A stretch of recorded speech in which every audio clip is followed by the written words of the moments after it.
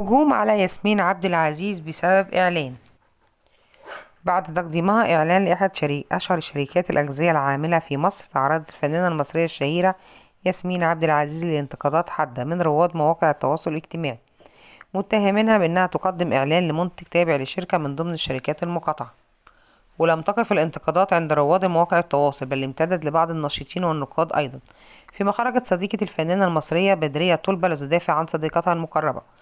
وكتبت بدرية طلبة عبر حسابها الرسمي مواقع التواصل الاجتماعي فيسبوك: عايزين نعرف اللي بيهاجم ملكة الإعلانات ياسمين عبد العزيز قابض من أي جهة، وبما إن الإعلان بيدعم المقاطعة يبقى لازم نعرف ليه في حد تعبان أوي بسبب الإعلان. وأضافت أيضا: ما هي تبارك الله عاملة إعلانات كتير، اشمعنى بقى لما قالت يا مقاطعة طالع لا مؤاخذة يتطاول؟ عايزين نفهم يا بلد مين دافع له. ودافع بعض رواد مواقع التواصل عن ياسمين نافين أن يكون الإعلان دعما لمنتج أجنبي ضد المقاطعة، موضحين إن الإعلان لشركة مصرية وإنها أجرى ممثلة في مصر وتدعم المنتج المحلي.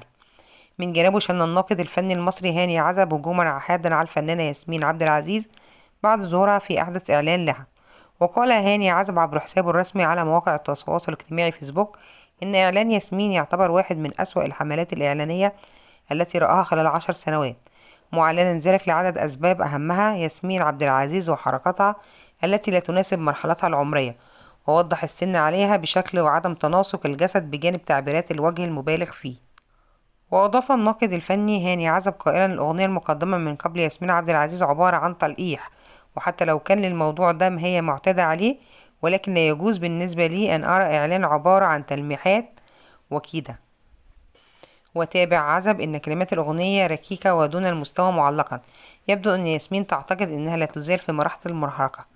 وأشار الناقد الفني هاني عزب: من الأشياء التي لفتت الأنظار فكرة التصوير داخل المتحف المصري الكبير قبل افتتاحه بشكل رسمي وإظهاره أنه مكان لعرض استعراضات وراقصات، لأن هذا هو المتحف الأكبر والأهم على مستوى العالم، وبالتالي كان يجب إظهار قيمته الحقيقية. ولم تخرج ياسمين عبد العزيز بأي تصريح رسمي حتى الآن، واكتفت بالصمت إزاء الجدال المثار حول إعلانها